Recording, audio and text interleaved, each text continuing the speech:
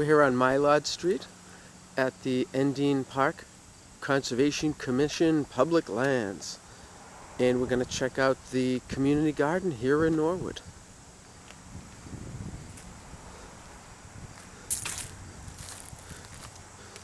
So, we have some rolling fields and whatnot, trees off in the distance. This looks like a big, huge field, but doesn't look like it's mowed very well. So I guess you can't really, play around in it or anything, unless you want to get ticks and whatnot.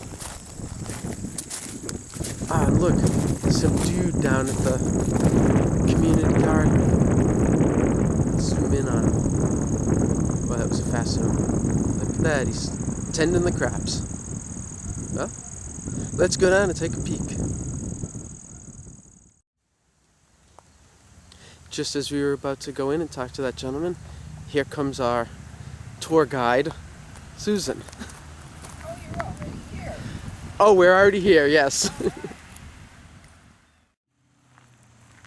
So, Mrs. Clare, are you the owner of the garden? There is no owner of the garden.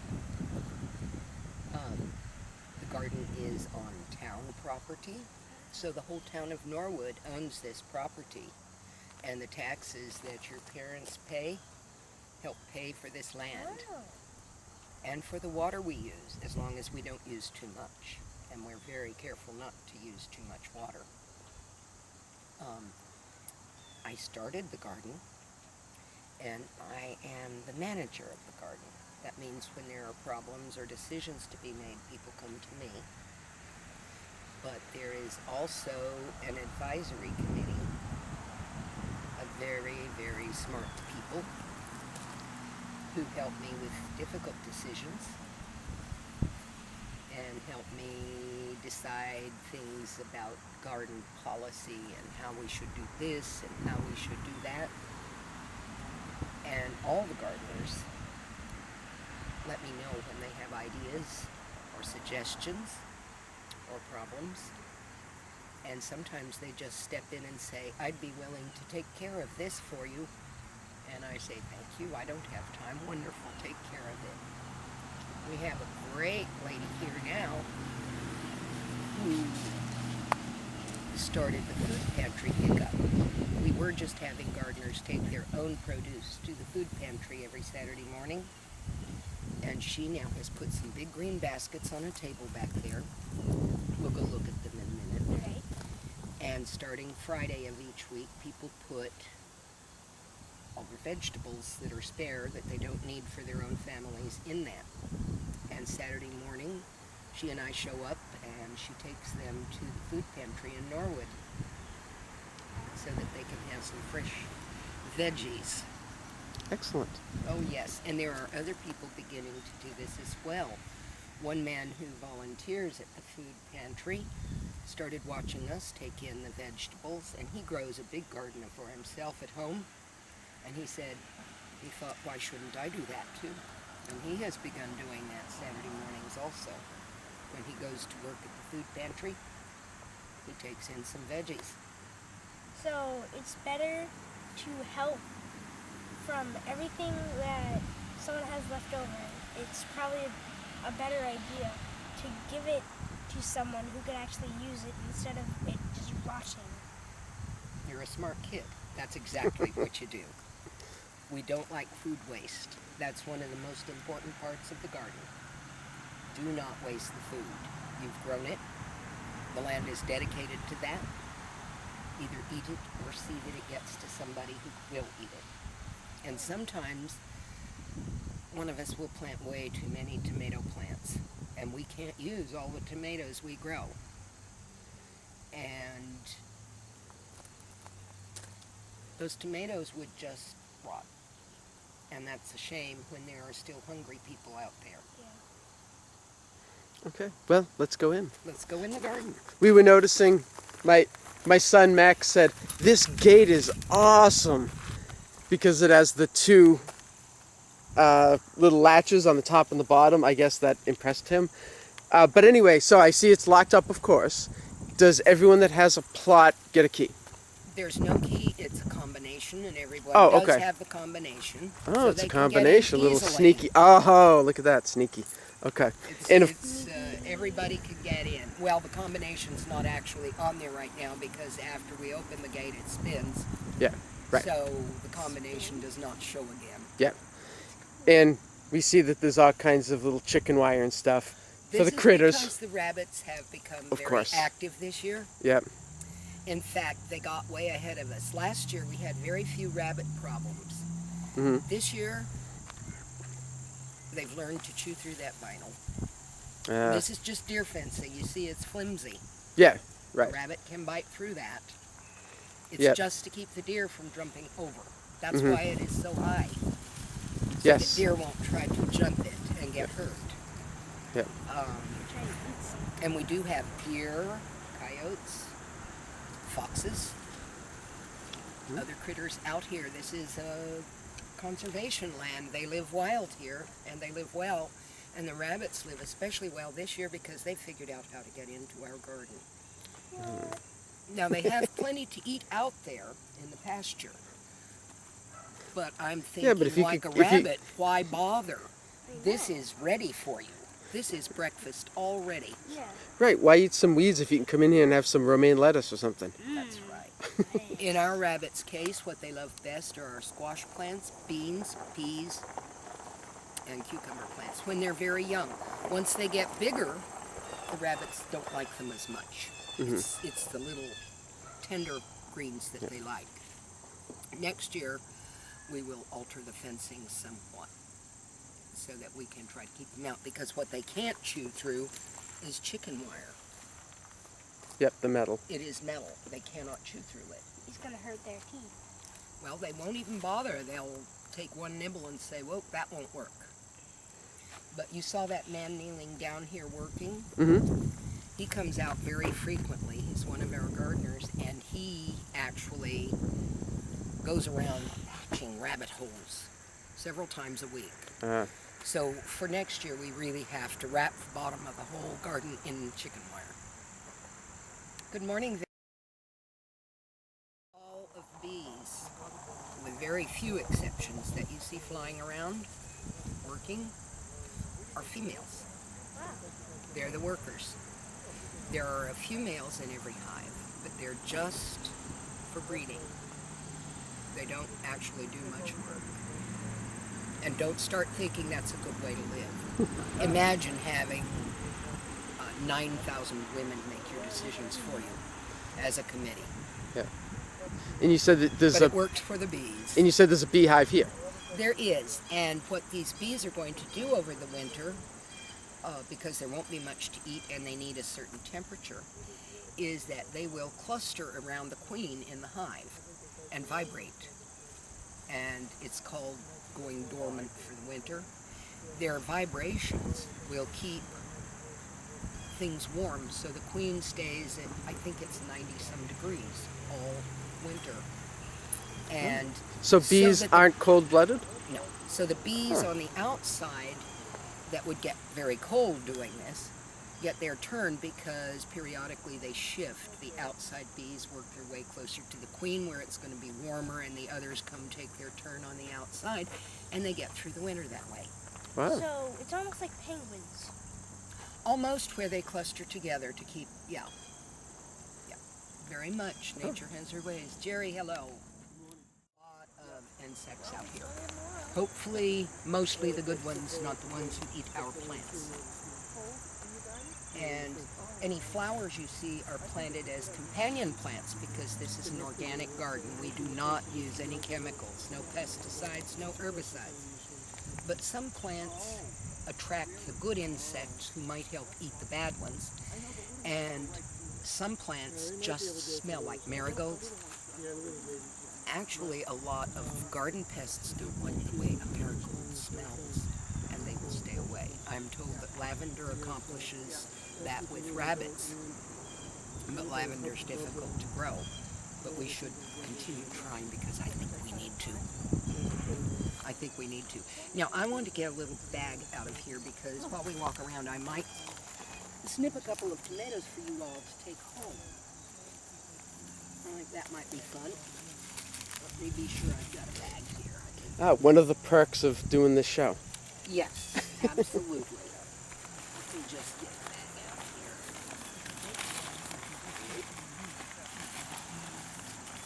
I have so much in here. I have paperwork. I have garden stuff. What are the popsicle sticks for? Labeling? Yeah.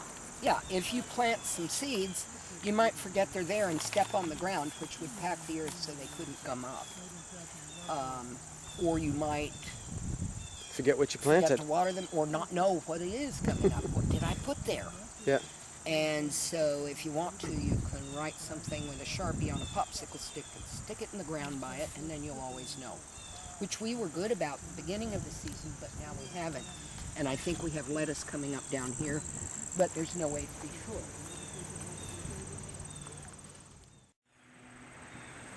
Okay, we're here with Sandy Travis, and she's going to tell us about her experience with this gigantic flower plant that she didn't quite realize would become so gigantic. So, Okay, I didn't realize they'd get this big up here because this is my first year here. However, the bees, as you can see, are very happy with it. I think they like it because it gives them a place to land as opposed to some other things, and maybe they like the smell, I don't know. But they just keep growing and growing. They've kind of overtaken things used to be under there, and some of the marigolds I moved elsewhere because that gave them a chance to survive. But anyway, they just keep going and going. I figure maybe 7 feet is the highest at that point. and what kind of flower is it? Well, they came from a garden club and it said they would be white cosmos. Now, I believe this is a cosmos flower, but it is not a cosmos leaf, and so fool you on the garden club, you know. Well, I think they may have been mislabeled. I think they were, but I have no idea what they actually are, except they're really fun to grow. And if you have a space to fill in, just toss the seeds and they will seed themselves. And by space, you mean like a good 12-foot square. Well, yeah. One by itself will probably do a 4-foot square because they like spreading out, but I didn't know. Yeah. But anyway, this is when they begin to be seeds, and when they become brown like this, then you just pull them, off they come. And you Look get at that. probably a couple dozen here, sprinkle them, and you'll get moons and moons, many. So they're here, and everybody seems to like them, and you get a kick out of them. I guess I'm a joke, but that's okay. Yeah. It's a fun joke. And here for the rest, the tomatoes don't look too very well right now, being end of the season. Right. But there have been many, and I've been picking and bringing baskets home. Sure. And just enjoying it. The little pear tomatoes were, I think, probably had put out the most. They came late, but it was almost a blessing when the lower leaves started turning. And I had to cut them off, then I could find the tomatoes. Because Yeah. with the yellow leaves, it was hard. But you can see that they're here, and everybody's happy. This yellow marigold was one from a little teeny tiny pack of 6. Just a little pack of 6. And that was one. Now, there's nobody more shocked than me. And parsley, I'm going to watch it more closely. When a couple of days ago I was on the other side of the garden and I happened to see on that lady's parsley there was a caterpillar. Now I don't like caterpillars because they eat stuff, but something came to my mind. I said, it's really pretty, and I thought maybe it's a butterfly. So I didn't touch it, and I saw 2 more. And I saw one on my parsley at home, and I checked it last night, and it's a black swallowtail. Oh, So those I are was pretty. I was Yeah. really glad that, I was inspired not to give it a squish. Yep. As Yeah. opposed to the tomato hornworms, which do show up, and they do get squished because Yes. they're very nasty, eating all Yes. our plants. So. Yes. So, what's your favorite plant here? I was going to say vegetable, but flowers included. What's your favorite? Well, it's the tomatoes, without question. Tomato, That's, you can see that's mostly. I had cucumbers at the back. They didn't do well for me this year. They could have been the early cold and wet in June because there was a lot of powdery mildew. There was lettuce in here. You can see the little few, like those little flower top things there. Oh, right. It's A little long yellow. since it came and went. I mean, it came early and there was plenty of it. And then there were beans in here and they're gone. And some Yeah. of them survived the rabbits. Some of them did not. Yeah. But and it was good. Everything was really good. It tasted good, and I just love being out here because the sky is gorgeous and it's just fun. It is, It's yes. just a lot of fun. Yeah. And met some really great people. Yeah. Well, we're going to go around and All right. meet some more. Well, it was nice to talk to you. Thank you. Bye.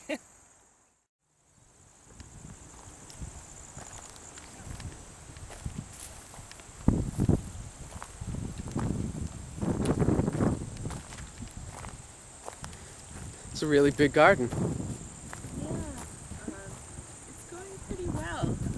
It's a little messy looking this year compared to last, but Yeah. I have so many tomatoes I just can't even Yeah. give them away.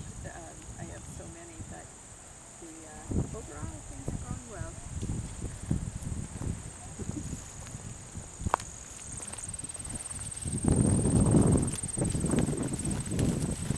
A lot of corn. Oh yeah, look at them. Oh look, a little place to hang out. Go ahead, have a seat. What are you checking the stability of the chair? Yeah. But how funny would that be to get on, camera? You sit down and the thing collapses.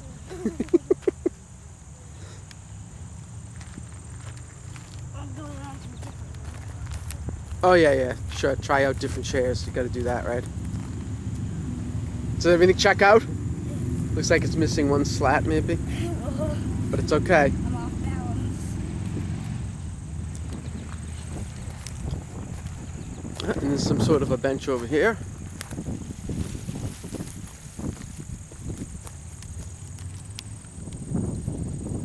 Gardening is a way of showing that you believe in tomorrow. Oh, isn't that nice? Very nice.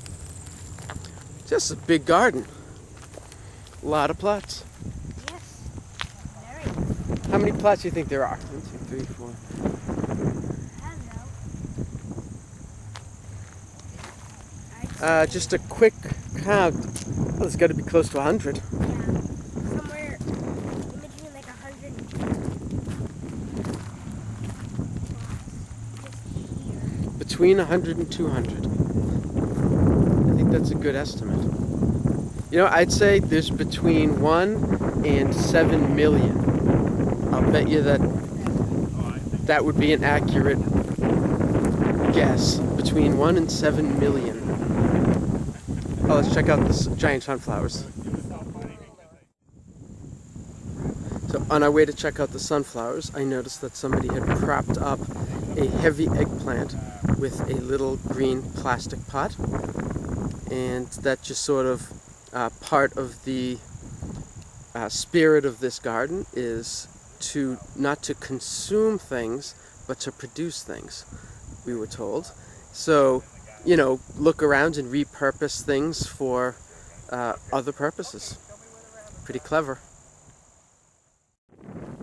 Again, on our way to check out the sunflowers, this dude's gonna show us about the bees. And it looks like that's the little beehive over there.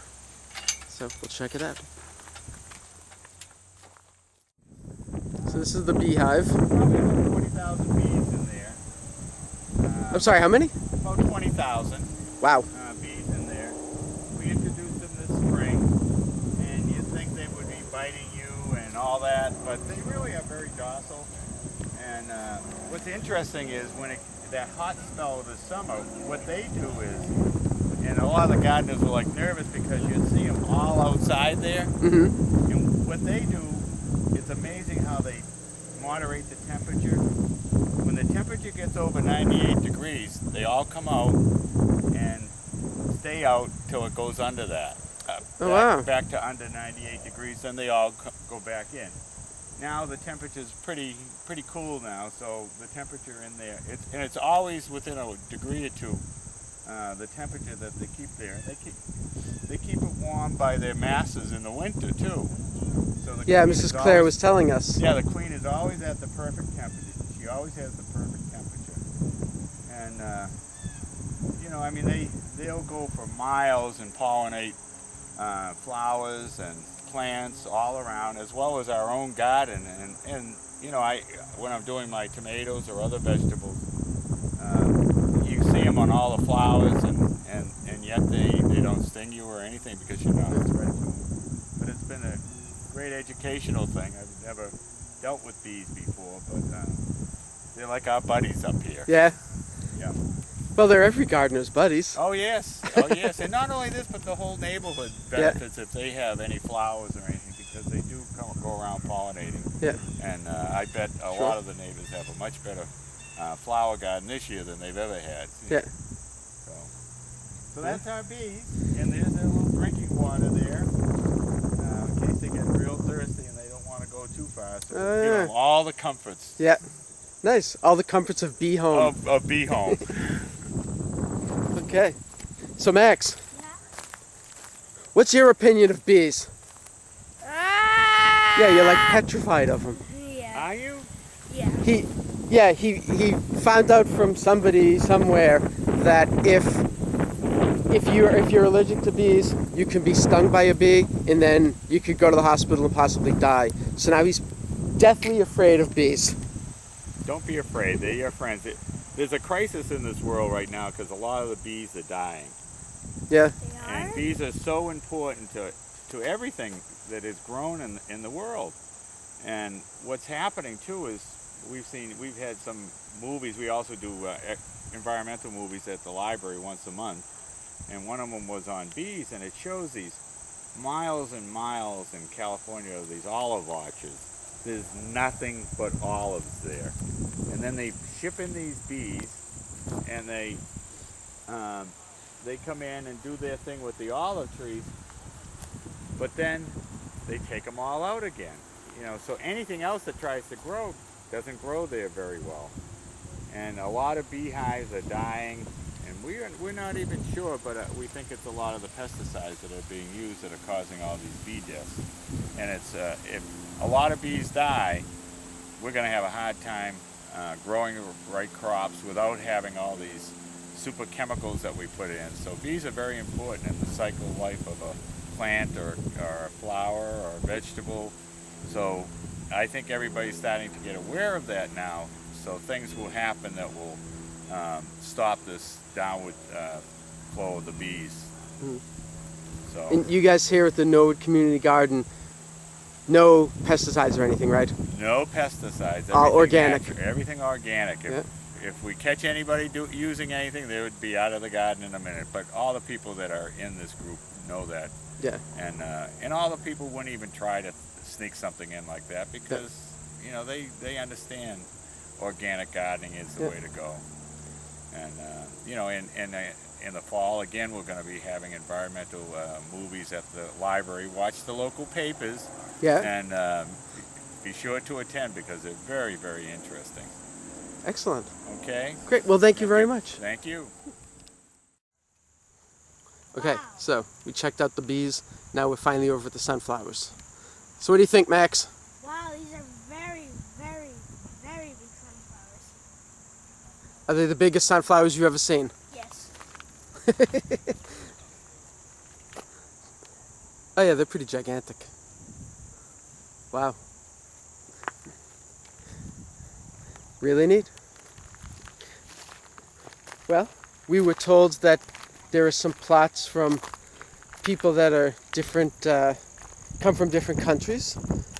I believe this plot, I was told, is from a family from India. So they're growing these things all around the perimeter that we were told they pick the leaves and cook it in with rice or something. So, there's all kinds of different nationalities learning all kinds of different things. I guess they have never grown tomatoes before, so they gave it a shot and didn't know to kind of stake them up and prop them up and everything. So they pretty much just all keeled over. But it's a learning process. We were told that there's a plot somewhere back in the corner here from a family from Bulgaria. So they're growing a lot of food, a lot of plants, vegetables that they, would be familiar with in Bulgaria. I don't know exactly which plot it is, but it doesn't really matter. So lots of different plants, lots of different nationalities represented here, and it's really, truly a community garden. People come here in the spring and spend hours just chatting with old friends that they haven't seen over the winter. And it's a lot of fun, and you should come down here and check it out sometime.